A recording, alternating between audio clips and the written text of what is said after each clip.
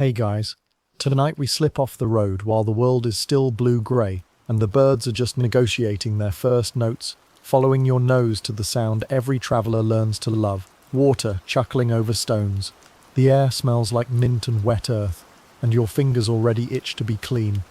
You probably won't survive this in the sense that by the time we're done you'll be so relaxed you'll forget what day it is and wake up 3 kings later. So before you get comfortable, take a moment to like the video and subscribe, but only if you genuinely enjoy what I do here.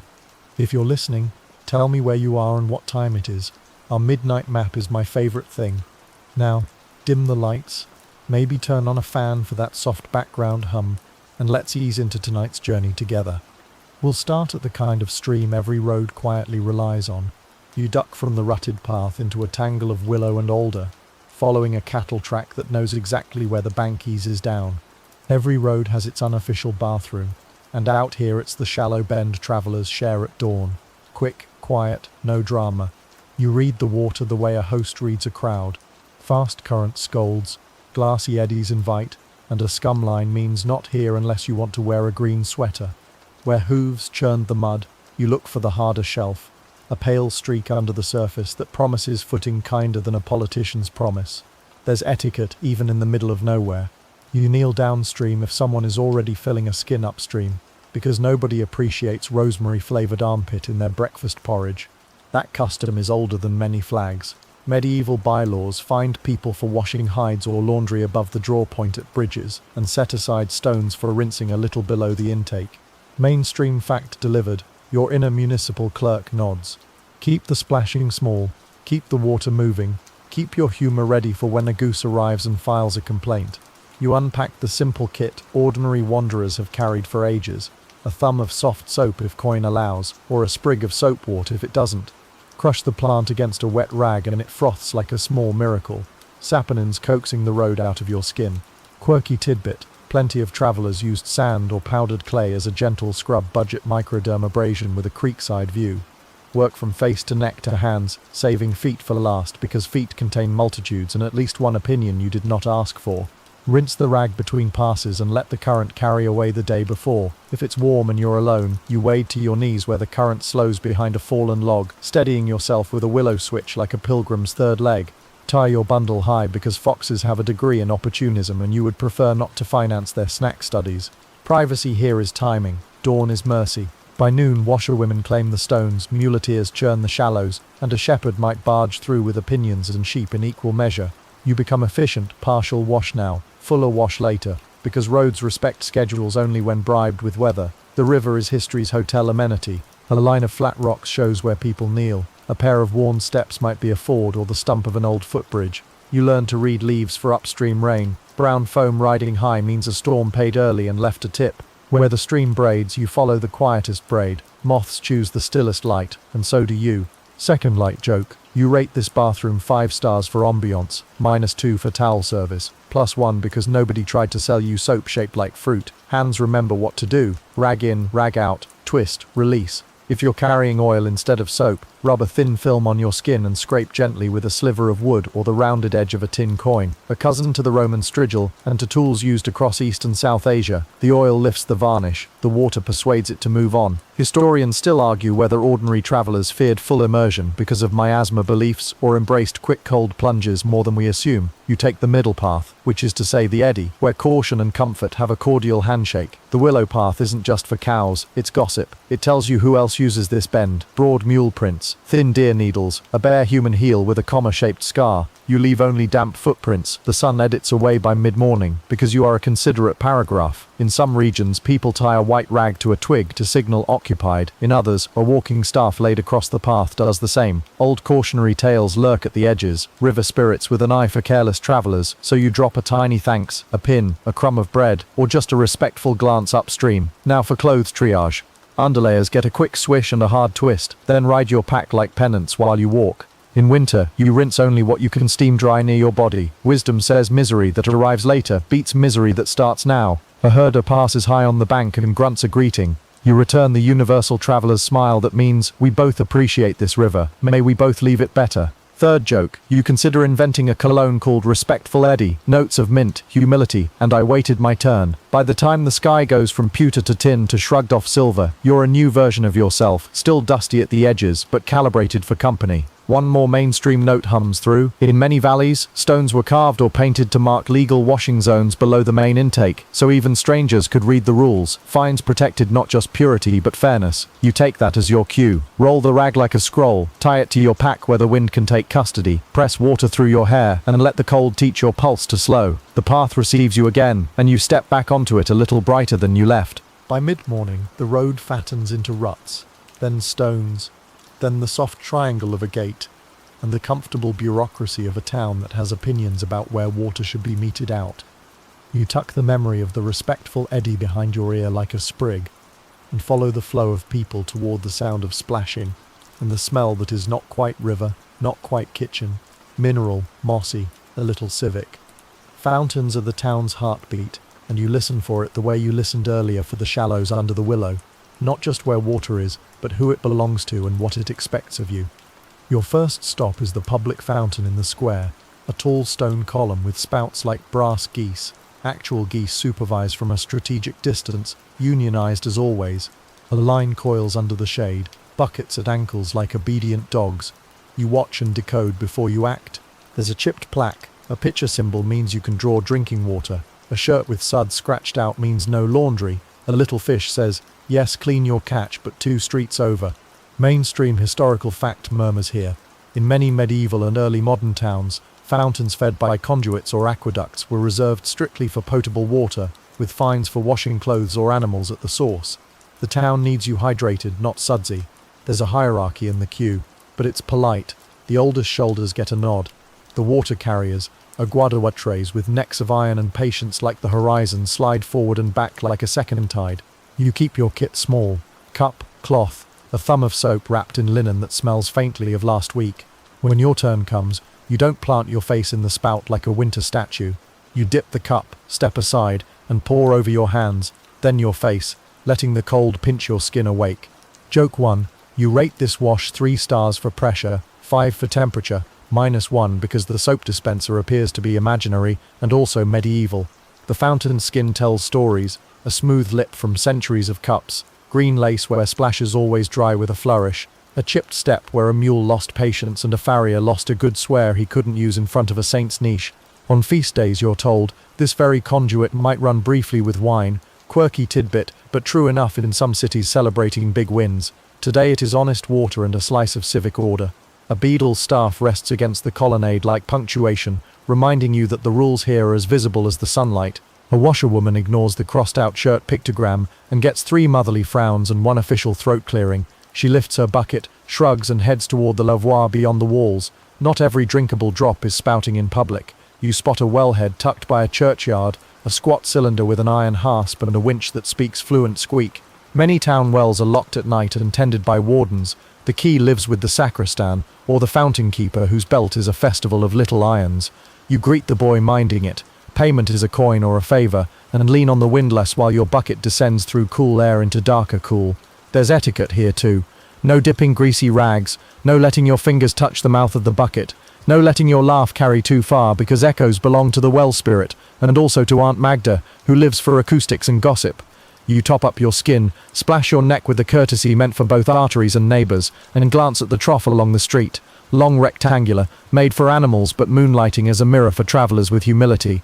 At the far end where the overflow runs, you kneel and confess your road to your face, dust in eyelashes, a leaf in hair, the new map your sandals have drawn on your ankles. You rinse at the overflow, never the intake. You use no soap here. Towns loathe fat in their gutters, and your rag bites with remembered river grit and a dab of oil, the same trick you used under the willow. You keep one eye on hooves. Joke 2. It turns out the town's most enthusiastic bouncer is a donkey with opinions about queue discipline. You learn the language of signage quickly. A palm carved beside a bowl invites hand washing. A comb carved beside a basin whispers groom, don't launder. In some places, guilds or confraternities sponsor fountains and paint their badges on the stone. In others, a charitable kiosk, the kind called a sebel in Ottoman cities, offers cups of water through a grill, the attendant as much historian as usher. You take the offered cup with 2 hands, drink respectfully, and hand it back the way you'd return a book to a library, grateful and careful. The attendant points you toward a side lane, where a tiny pipe drips into a secondary basin meant for rinsing faces and travel dirty fingers. Neighborly favors, routed by design. Wander a little and you find a roofed washhouse on the town's edge, the lavoir or its local cousin. Its stones are worn into shallow smiles from 1,000 elbows. This isn't for bathing bodies but for clothing and linens, and it's downstream of anything drinkable on purpose. Women trade news in the metronome of scrubbing, and travellers sometimes bargain to rinse a shirt or kerchief at the cornerstones, coin, a story, a carried bundle of wood in exchange. You listen as soapwort meets fabric and wooden beaters clap out a rhythm older than the walls. Historians still argue whether ordinary wayfarers were welcome to these communal spaces or kept at the edges unless vouched for by a resident. You wait until a nod arrives like a chair being pulled out for you, then you rinse quickly, ring decisively, and retreat like a gentleman from a dance he wasn't entirely invited to. Some towns keep little stoops basins near guild halls or at church porches. Ritual water for fingers, not a sink for your travel biography. You adopt the lightest touch, a cool dab to brow and lips, and move on. Elsewhere, a market fountain hides a side spout at ankle height, designed for washing vegetables and fish. You can sneak a foot there, only if you're faster than a grocer's glare. Mainstream fact hums again. Many municipalities codified where animals drank, where produce was rinsed, and where people drew water, often inscribing distances or carving steps to separate uses. The idea is simple and eternal. One source, many needs, minimum quarrel. If you're lucky, a neighbor with a private courtyard calls you over. Maybe you hoisted her sack of barley, maybe you just look like someone's nephew. The yard contains a cistern mouth with a wooden lid carved with a faded flower, a rope, a pulley, a bucket with a dent that has a backstory. You sponge with your own rag, careful with soap because private drains are their own temperamental gods. She lends you a towel, sun-warmed on a line, civilization distilled. Joke 3. You consider starting a 5-coin subscription service called Borrowed Towel. Perks include not smelling like donkey, and hearing a gossip bullet point delivered in hushed premium tones. On the way out of the square you notice a posted list of fines. So many coins for muddying the steps, more for washing hides, far more for letting blood in the gutter after market day butchery, which you will politely not do, even if your boots claim they could use a transfusion. There's also a scrawl in charcoal, someone's private addendum that reads, "No singing at the fountain unless you know the second verse." A child rattles a cup on a chain and tells you his job is to remind strangers to return it. You salute him with your driest palm. Cleanish and cooled, you step back toward the road. The town recedes behind you in a lace of roofs and a hiss of commerce, but you carry its water on your skin, a small treaty signed with a cup. You note how different this rhythm is from the Willow Bend. More rules, more witnesses, more chances to be corrected by a grandmother. And yet the purpose is the same as before and as ahead, to wash without stealing from anyone's thirst, to leave the surface better than your reflection found it. The path narrows again, but you are larger inside it, restored by stone and spout, primed for steam to come, for copper and heat and all the ways people persuade water to be more generous than it already is. Steam is the road's first true luxury, and you smell it before you see it.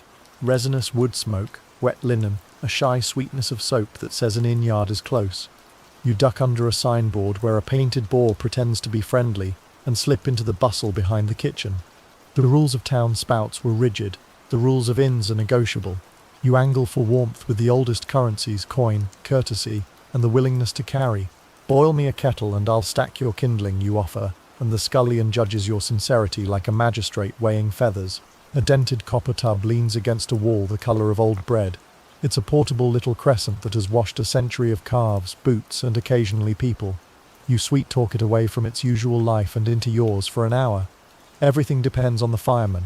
A great bath is mostly logistics in a hat, someone to keep the kettle talking without letting it shout.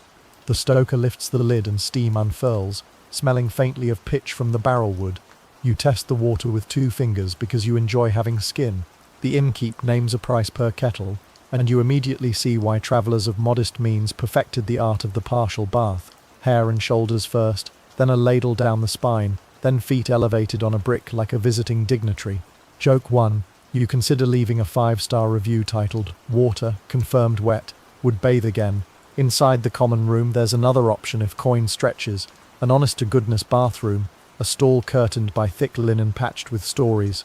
The tub is deeper, the steam continuous, the etiquette simple. Be quick, be tidy and tip the towel. Mainstream fact drifts in with the vapour. In late medieval and early modern Europe, urban stews or public bathhouses flourished, municipal or private, where attendants kept great boilers going and rented rooms, basins and time, often serving food to bathers and sometimes allowing mixed company at tables. You are here for hygiene and heat. The kitchen sends in a wooden tray with barley broth and a heel of bread, because civilization is soup you can eat while not wearing your boots. You lean back and listen to the tub tell its many-voiced story. A merchant soaked away saddle hours here yesterday. A mason let the ache soften out of his wrists here last week. A mare was washed here once, long ago, when the river ran brown and stubborn. The inn's cat enters at a diagonal, takes the measure of your ankles, and leaves a note that reads, acceptable. A penny buys a sprig of rosemary which you crush in your palms to wake the air. If you're feeling princely, you drip a spoon of warmed olive oil on your shoulders and skim it off with the edge of a smooth wooden spoon, your improvised strigil returning for an encore. Historians still argue whether ordinary travellers bathed more frequently than the filthy past stereotype allows, or saved true immersions for feast days and paydays. Your bones vote for as often as steam and budget align. When tubs are scarce and your purse has moved from coins to philosophy, you borrow heat more creatively. The kitchen yard bristles with solutions. You rinse at the pump, then stand by the bread oven's open mouth, half rotisserie, half saint in a niche, turning slowly until your shirt stops clinging like an anxious relative. Someone loans you a wooden bucket with a good lip. The bucket's seen more porridges than people, but it doesn't judge. Quirky tidbit strolls in with a towel. In some alpine inns, a traveller could pay a trifle to sit in a wooden sweat chair near the baking oven, essentially a pop-up sauna, improvised from bakery heat. Elsewhere, whey baths, yes, the leftover liquid from cheese-making, were advertised as a skin tonic. You vow to smell like a cheerful dairy if fate insists. On the edge of town you find the formal bathhouse, all business, a bench for undressing, pegs that remember 1,000 cloaks, an attendant with the universal expression of someone who has seen every human shape and has no remaining astonishment to spend. You pay for time and a bar of soft soap that actually contains soap, olive oil and lye if you've lucked into Castile import, or tallow if you haven't. Buckets bang, lids hiss, voices braid in the steam. Someone hums a hymn off key, and the tiles approve. There's an order to the work: warm, wash, rinse, then sit in the hot room until your thoughts slow from gallop to amble. Joke 2, you realize in the steam you have the soul of a dumpling, content to be gently cooked and occasionally rotated. Not every bathhouse looks like this. Some are municipal reliquaries of much older plumbing, Roman bones under a medieval suit, channels still delivering warmth to rooms where the ceiling has learned to sweat gracefully. Others are essentially giant kettles with civic ambition. In frontier towns there may be a single bath stove the size of a cottage, with benches arranged like pews before a sermon of steam. In places touched by plague or fear of bad airs, the stews have been shuttered for stretches, guilds complain, moralists approve, and travellers shrug and return to basins in rented rooms. Historians still argue whether the decline of European bathhouses in the 16th century is chiefly pinned to syphilis anxieties, to firewood scarcity, or to changing ideas about cleanliness and modesty. You file the debate under reasons people invent the phrase sponge bath. Etiquette follows you even here. You don't bring laundry into a people's bath. You don't rinse grease where others rinse skin. You keep your soap out of the main pool like a civilized amphibian. The attendant offers a scrub with a rough mitt and the merciless kindness of someone who believes in friction as a moral category. You emerge tinged pink, lighter by a pound of dust, and 2 unhelpful moods. Someone slides a plank across your tub as a table and sets down a small beer bathhouse practice in many cities before prudence and pastors started frowning harder than towels. You raise it to the room, to boilers that don't sputter, to buckets that don't betray, to the quiet diplomacy of hot water. You remember our respectful Eddie cologne from the stream and smile. The bathhouse is the deluxe edition, respectful Eddie, steam-pressed. The donkey bouncer has no jurisdiction here, but the deputy is a woman with forearms like moral pillars and a ladle that enforces time slots with perfect fairness. The clock is a candle scored with notches. When the flame eats the last line, your appointment with warmth concludes. You step into the cooling room where reality resumes politely. Joke 3. You add professional ladle respect to your personal growth list and consider a loyalty card, banth 9 times. The 10th comes with rosemary and a rumour. Back at the inn, the tub returns to its corner with the satisfied thud of a well-fed cat. You hang your shirt high, near the rafter where heat collects like gossip. The innkeep's boy shows you the hot water ledger, an actual notebook of kettles owed and paid, a reminder that heat is work someone had to do and track. Mainstream fact, one more bubble in the bath. Some cities regulated bath prices and fuel use, posting the fee for a private tub, a shared room, and even the cost of each bucket of additional hot water, a bureaucratic steam cloud, ensuring that stoves didn't eat forests for the sake of a single evening's comfort. You tip the stoker, because kettles are the metropolis of any bath, and his hands run the streets. Warm and lighter, you step outside into dusk, carrying the bathhouse glow like a lantern under your skin.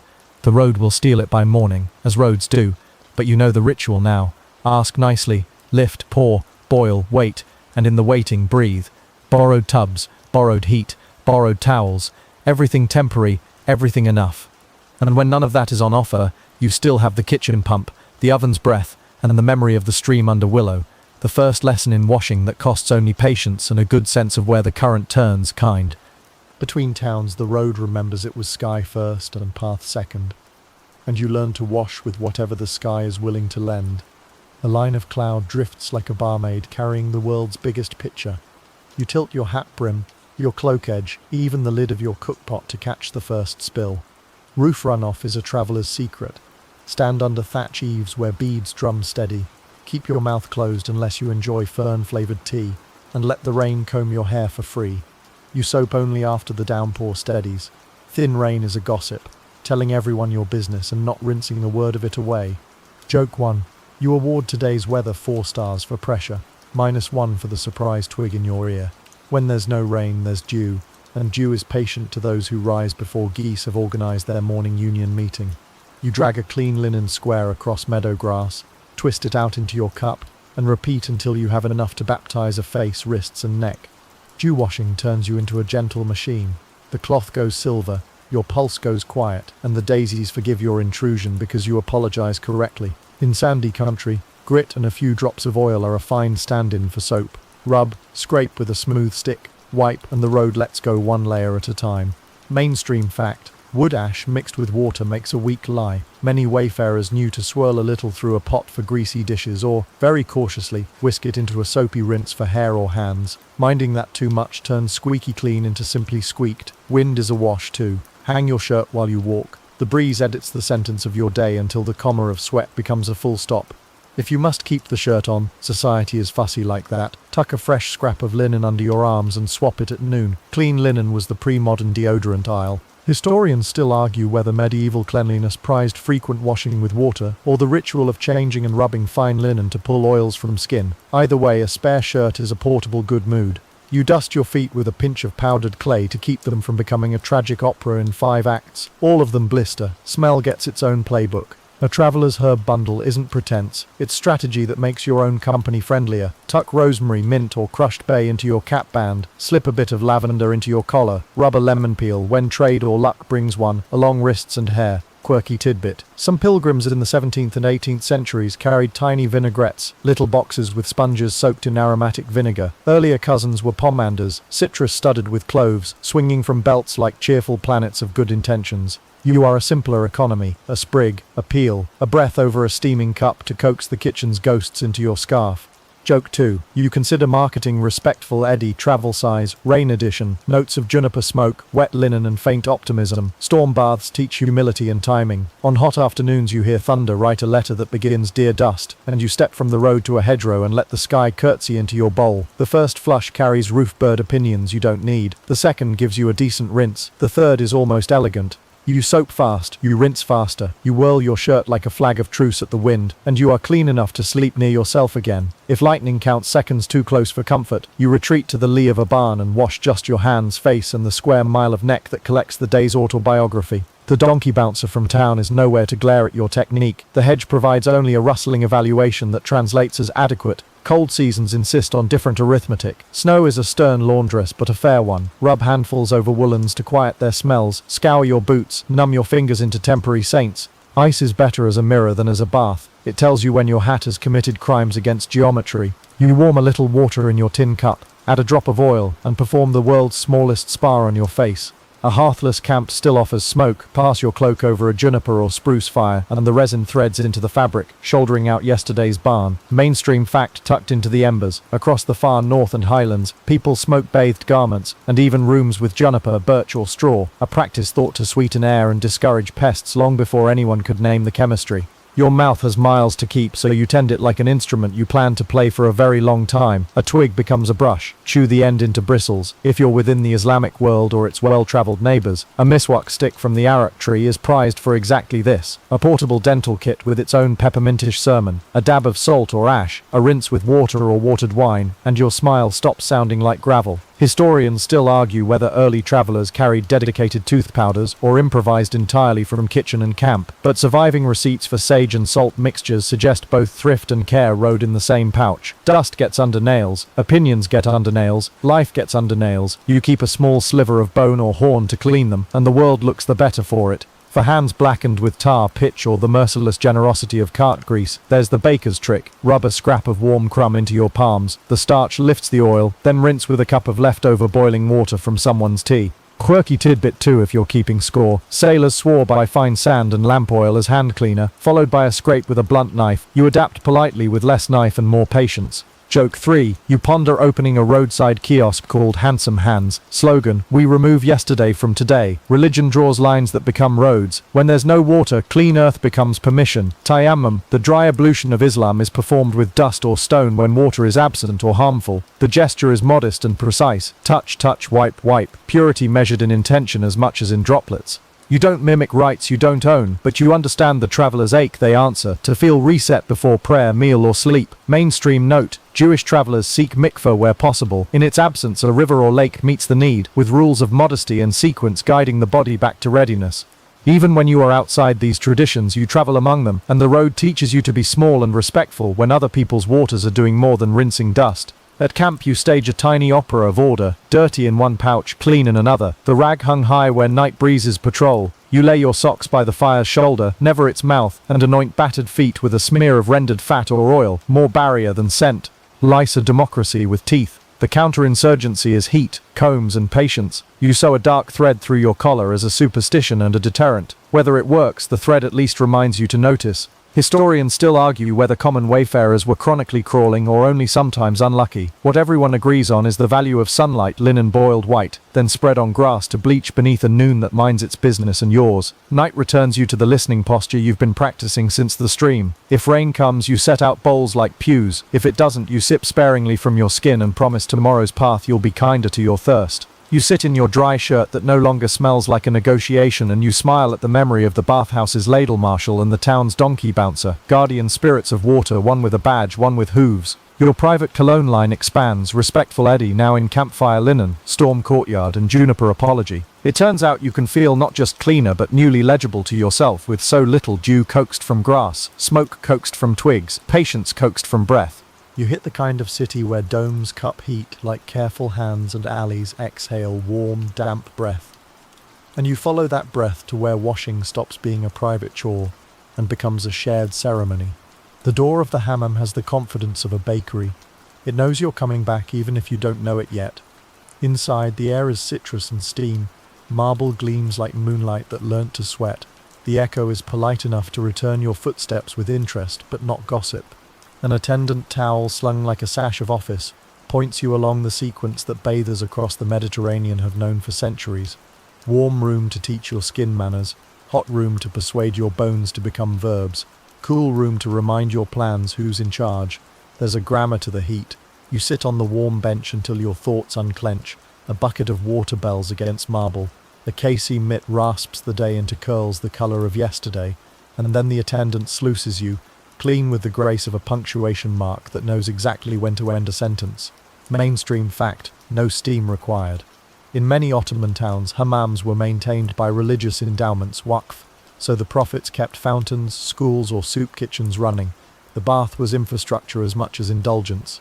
You feel that civic heartbeat as someone passes you a small cup of sherbet, rose sour, cold, surprising, and someone else tells a joke about a towel that tried to declare independence and become a small nation. Joke 1. You pledge allegiance to a towel only if it's large enough to be a coastline. You watch how strangers become a chorus. The old man with knee complaints moves like a remembered song.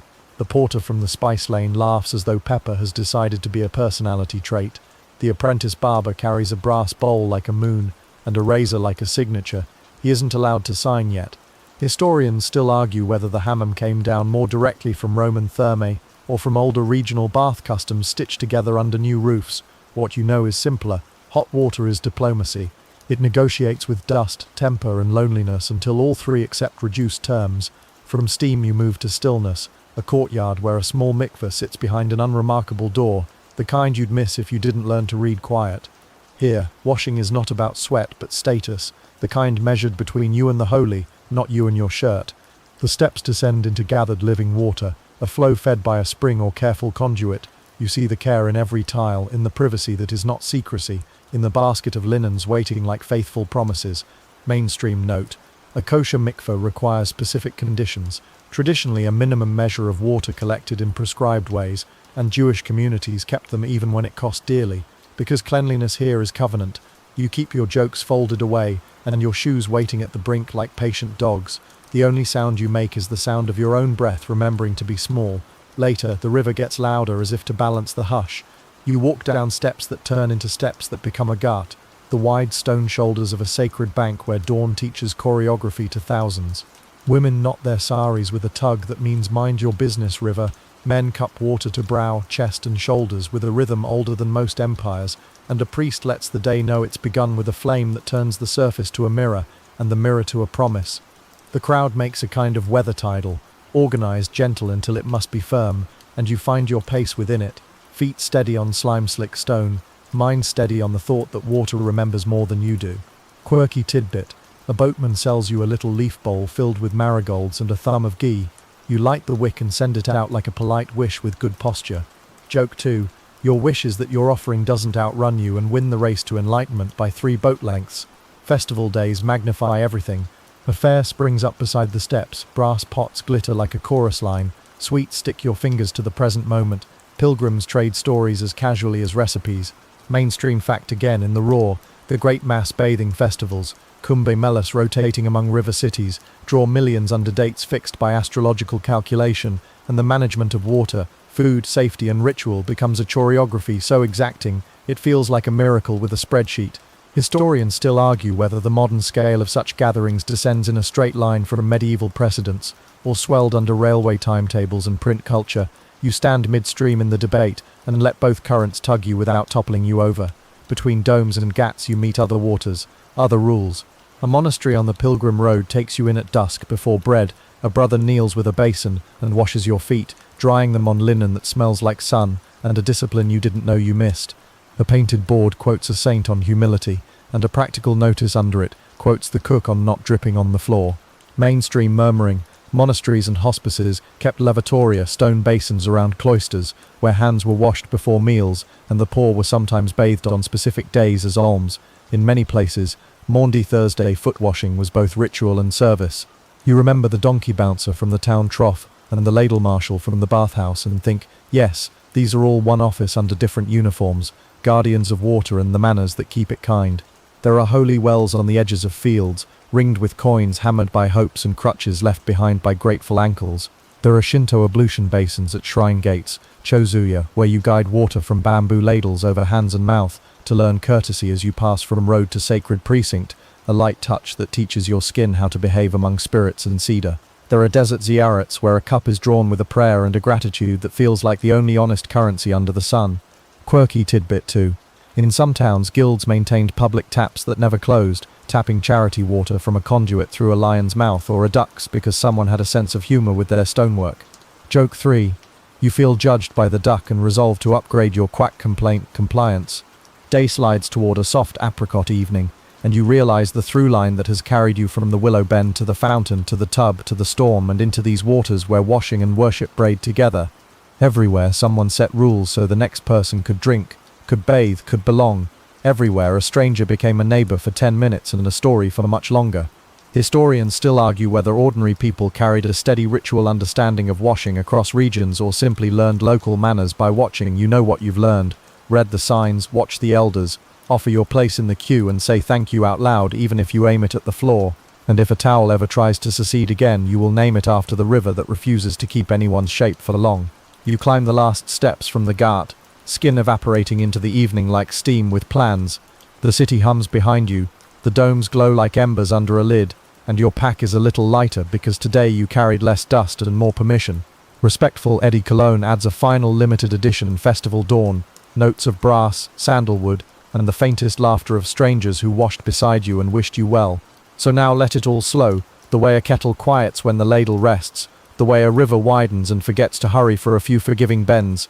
You ease back from domes and steps, from steam and stone, and drift to the simpler thing beneath them all, the feel of water on skin, cool first, then kind, a small conversation that never needed more than patience to sound like a song. The crowd thins in your memory, the shouting market folds itself like a map, even the donkey on queue duty grows drowsy and stops keeping score. The rules that felt sharp in the sun blur into something softer at night. Stand downstream, wait your turn, wash lightly where others drink. They become less like instructions and more like lullabies the world hums to itself. Breathe a little slower. Picture the willow again, the pale shelf underwater where your feet could trust the river, the rag twisted between easy hands, the eddy that held your reflection without judgment. Picture the fountain, a cup lifted, a bead of water hanging for the smallest, marvelous moment before it falls where it should. Picture the tub with its mutter of heat, the rosemary crushed awake between your palms, the quiet clatter of bucket on marble, the lantern pooling calm on tiles, the color of milk and moons. Everything toned down, everything made simple by rhythm. If a thought arrives with bustle, let it set itself on the bank and watch you float by. If a worry splashes, let the ripples smooth back to glass while you drift. There is room here for clean beginnings and for endings that don't feel like doors closing, only like curtains drawn against drafts. You are rinsed of the day, not scrubbed of yourself. A towel waits, patient as a shoreline. The air is a little cooler, the fan is that soft background hum we asked for, and the night is ready to keep you, gentle and without demands, until morning lifts the latch.